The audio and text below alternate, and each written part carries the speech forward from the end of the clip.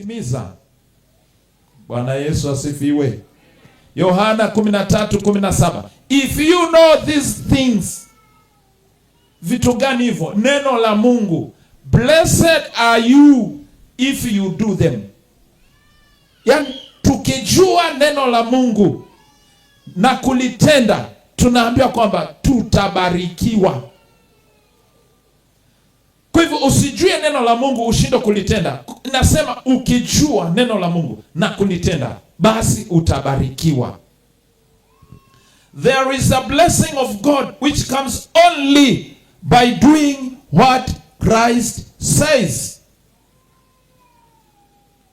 Hearing is not enough. James 1:22-23 ama Yakobo 1:22 mpaka 23 anasema tuwe watendaji wa neno, lakini sio wasikiaji tu. Kwa hivyo unaposikia neno vile linahubiriwa, unaposikia neno vile unavyolisoma ama unaposomewa na unapofundishwa, unaambiwa kwamba uwe fuatilia hilo neno, anza kutenda vile neno linavyosema. Zaburi 119:1 nasema blessed are the undefiled in their way who walk in the law of the Lord. Heri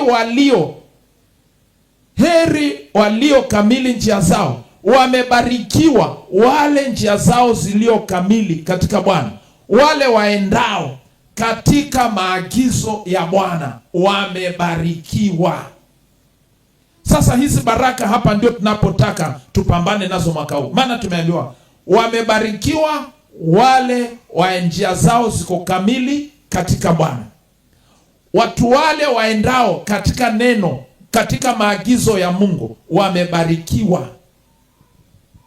Mwaka huu tunataka kujua hii siri. Bwana Yesu asifiwe sana. Kuna siri imefichika ndani ya neno la Mungu na adui ametuficha miaka mingi, lakini mwaka huu Bwana atatusaidia ili tukaweze kujua kile kilichofichika, na hii siri mahali iliweza kufichika.